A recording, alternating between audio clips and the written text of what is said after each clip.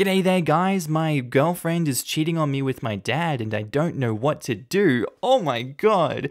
It's Markee and welcome back to another episode of r/relationship advice. If you enjoy this content, I want you to personally sit back, relax, tell me what you think of it in the comments, and personally enjoy this episode. And please don't cheat on me again with my dad, I can't handle it. Posted by user ThrowRA Father-in-Law Issue. Titled, I, 32 female, work overnights. My father-in-law, 60s male, keeps bad-mouthing me and telling everyone I'm lazy. I'm afraid people are starting to buy it. I work overnights in a very demanding medical field. My sleep schedule has always been nocturnal, so this feels more natural to me than working days and brings my stress down. My husband is gone 5 days out of the week as a truck driver, and my days off are the same days he's home, thanks to my seniority. And we are both night owls during this period. My mother-in-law recently passed away, so my father-in-law sold everything and moved to where we were and has been included in my family events. At Christmas, my brother pulled me aside to let me know that my father-in-law is telling anyone who will listen that I am lazy because I sleep all day. I work 12 to 24-hour shifts at my job during the days I'm working. The only reason I get my days off to align with my husband is the seniority I have. And even then I often have to work when he's home. I've now noticed that, along with him calling me, I'm starting to miss calls around 2 or 3 p.m. from family members who know I am home and asking me to do things for them during the day. I am usually asleep by noon and have to be up for work at around 8 or 9 p.m. I have sat these people down to explain that I am an overnight emergency worker and that I need my sleep. My husband sat my father-in-law down and explained to him what I do, how I need my sleep, and that he's being a jerk. My father-in-law maintains that a real job doesn't have overnights. I don't want to have to cut contact with him because we are the only family he has left. My husband stands behind me and says if I want to cut him out, even just to let him have a time out, he's game. I also don't know how to address my whole family about this. My mum combats it as much as possible, but his way of thinking is starting to permeate them too. Rumple Butter says, I work nights and I just return calls at 2 a.m. and 3 a.m. when it's convenient for me. They catch on. My grandpa has always been a morning person. He goes to bed at about 7:30 to 8 p.m. He gets up at about 4:30. His job entails talking to people on the phone on a regular basis at all hours of the day, and he generally has to be on call at all hours. I do the same kind of work, and I've had to go to someone's house at 10 p.m. because they just got home from work, and that was when they needed help with something. So we get that there are extenuating circumstances, but this was not one of them. One guy a few years ago started calling him at 9 to 10 p.m. just to chat. My grandpa told the guy that he gets up at 4:30 and can't field non-emergency calls after 8 p.m, and to please stop calling so late, but the guy just kept it up. So my grandpa called him at 5 a.m. on his house phone. His wife answered the phone, bleary with sleep, mildly freaking out and thinks it's an emergency, and gives her husband the phone. He says, "Hey Mr. So-and-so, how's it going? I just wanted to check on you, see what's up, all that good stuff, you know?" Why are you calling this early in the morning?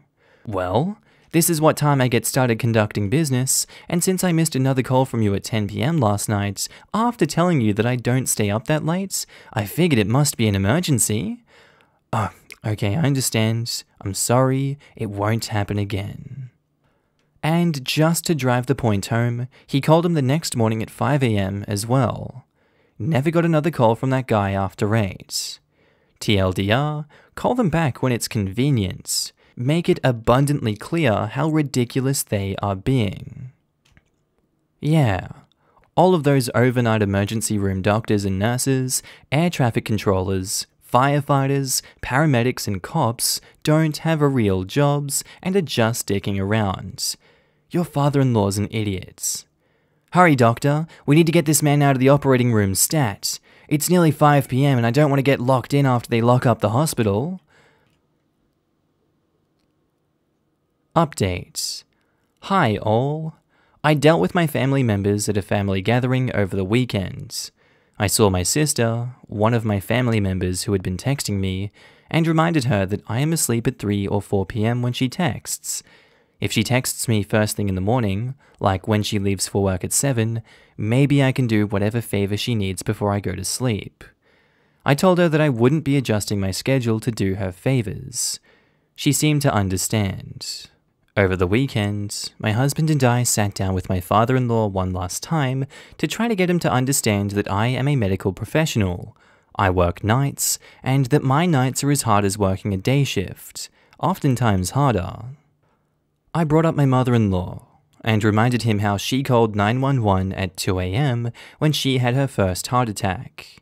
I told him the person on the other end of that phone had a real job. The EMTs who came to take her to the hospital had real jobs, and the ER nurses and doctors that treated her had real jobs.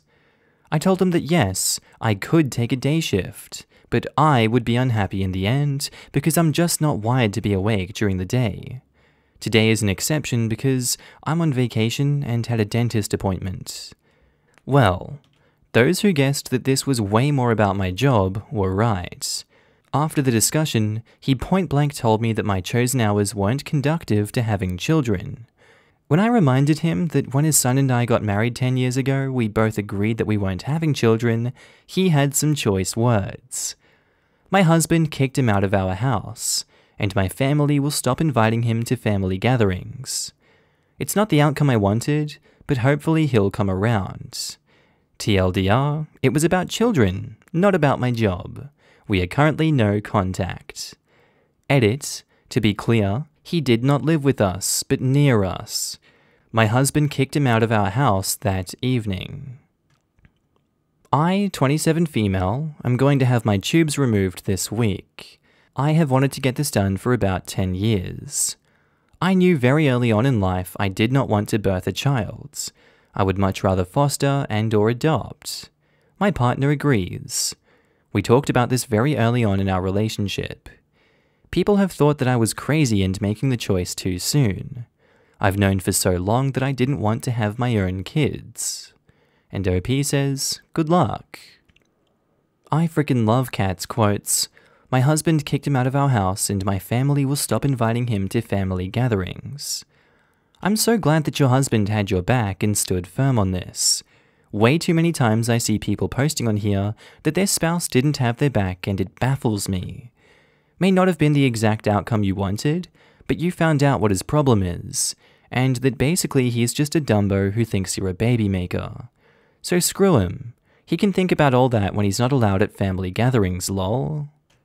Jesus Christ. Bullying you for so long, calling you names, etc., just so you give him grandkids? What a brilliant fudging genius. I think he missed the memo on the last couple of decades where women finally got some goddamn rights of their own. And yes, that includes the responsibility of work. Who would have thought? Good on you and your partner for sticking with you. Posted by user ThrowRA I am not happy.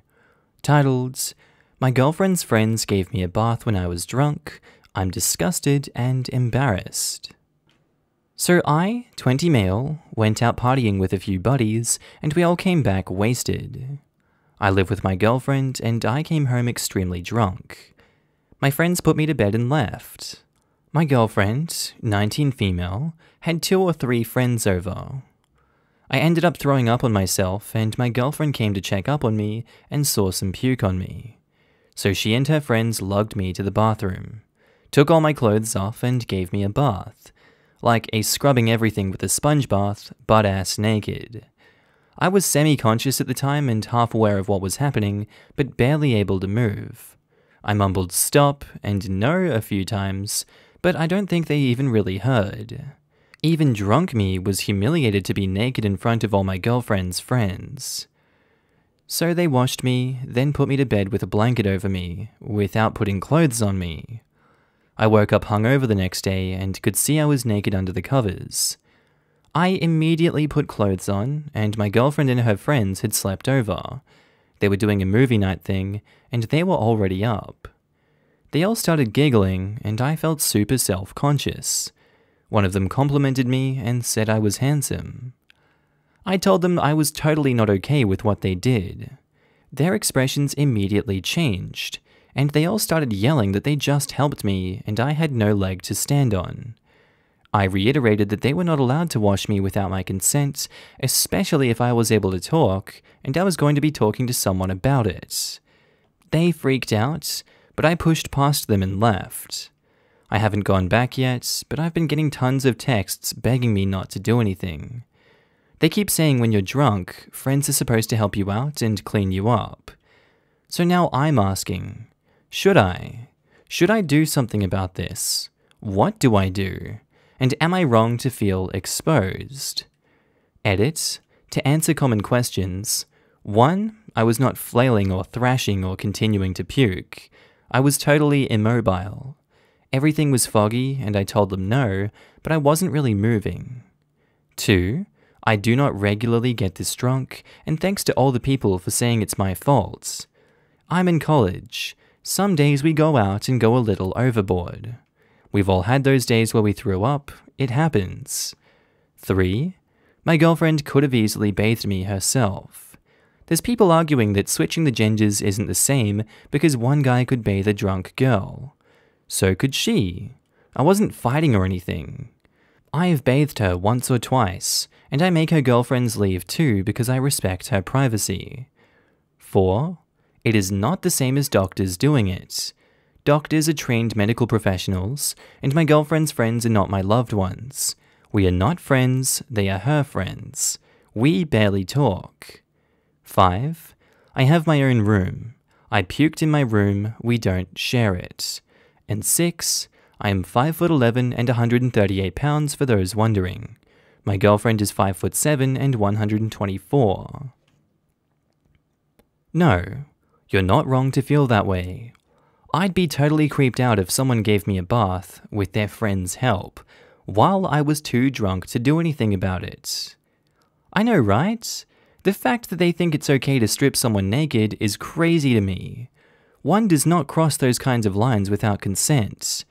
I don't understand why the girlfriend couldn't have been more considerate. But based off their responses, when OP told him he was uncomfortable with what happened, they already know that this was not okay. They are just trying to act like they were trying to be helpful and not just extremely disgusting. I just can't believe they don't see how creepy this behavior is. Yeah, seriously. I can't imagine how disgusted I would be if someone does this to me.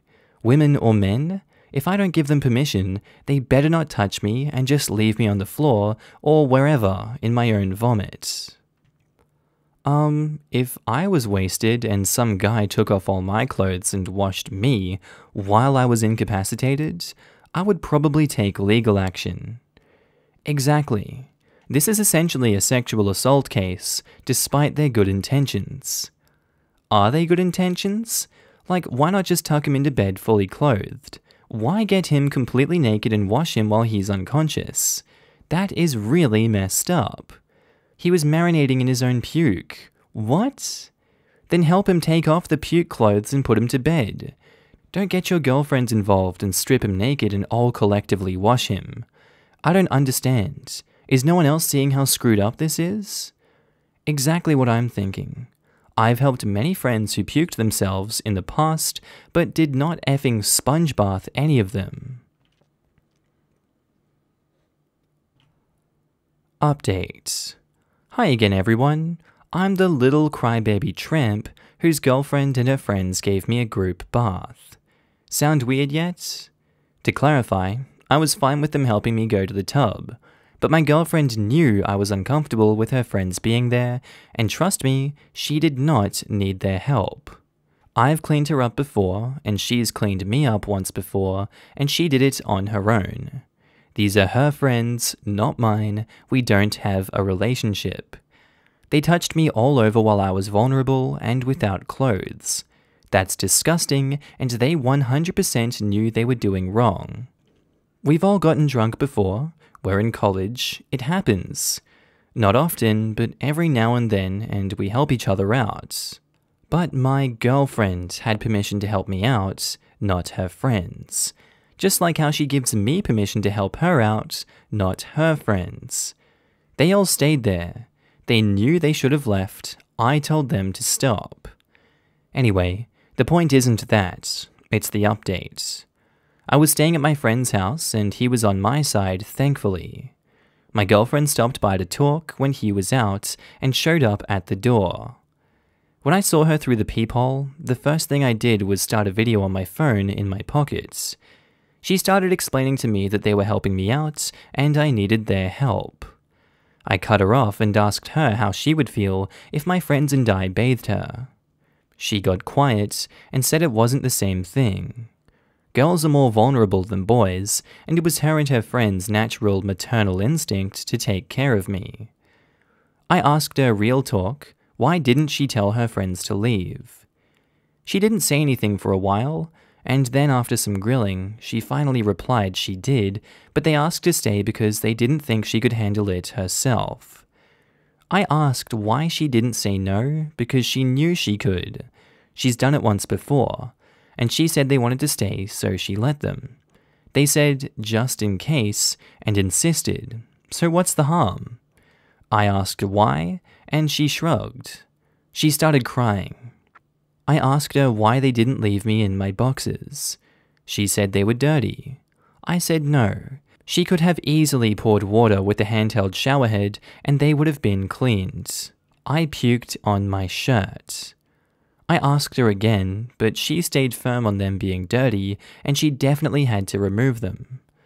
She sort of shut off then, but I told her I wouldn't be able to forgive her if she didn't tell me exactly what happened and why.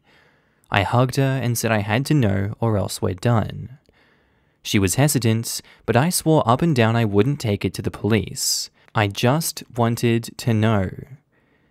She finally agreed, and I asked if they heard me tell them to stop, and she said she had heard me say something and shake my head, but she didn't know what I said. I went back to our place after the conversation, and after she went to sleep, I took out her phone. Yes, okay, I'm a snoop. I'm wrong, but I had to know. We know each other's passwords, so I opened it and went to her texts. I texted them from her, asking if they knew what I had mumbled. One claimed not to have heard anything, the other two admitted they had heard me mumble stop, but I was drunk and needed their help. I screenshotted the texts. There were some texts directly after the event where one commented, "Well, that was fun." Maybe sarcastic, maybe not. Nevertheless, I don't like it. I left afterward, back to my friend's place, and texted my girlfriend I wasn't quite ready to continue our relationship, but we would see how it went. The reason I'm posting this is because I want some advice. I have evidence of what they did, screenshots of texts and a voice recording. The question I'm asking now is, should I take it to the RA or the sexual assault department? I know now they chose to stay in there after my girlfriend asked them to leave, and my girlfriend let them stay in there. I know they physically bathed me when I was immobile and didn't need more than one person. But is this reason enough to go to the authorities? I haven't told our mutuals about the incident because that may lead to ostracization, and I don't know where I want to go with this. I'm not ready to let it go, but should I report it? Our college has a firm policy on things like this. It's not a little thing. They investigate all claims, whatever they are, carefully. I think it's better to ask judgment-free internet strangers than actual people in my life. Let me have it, guys. And Gelp24 says, Female 25. Honestly, if you feel uncomfortable, report it and seek help. If it was you and your friends washed her, everyone would be in outrage. Everyone seems to think if it happens to a guy, they should be happy, or in your case, proud you got washed by your girl and her friends. I mean, in different circumstances that could have been a good time, but not immobile and in the condition that you were. I hope you end up finding closure, sending you good vibes. Thanks. You're in college, so check to see if your school has a victim advocacy program. They won't try to persuade you one way or the other, but they are experienced and trained for this and can help support you during this. I'm sorry this happened to you.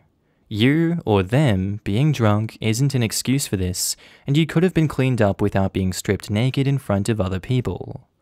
I had a female friend who puked all over my kitchen and in her hair once. I got her cleaned up and washed and braided her hair before helping her to bed. Not once did I strip her naked or insist on putting her fully in the shower. We all deserve dignity and autonomy. They tap danced all over that. I don't care if people laugh at or call you a crybaby, you were vulnerable and I would also feel the same. Many legal and personal facts at play here, but if I were you, I would end the relationship. But I feel like your girlfriend and friends will probably spread rumors. I don't know, my dude. Yeah, I probably will too. Rumors will be spread no matter what, doesn't matter about that.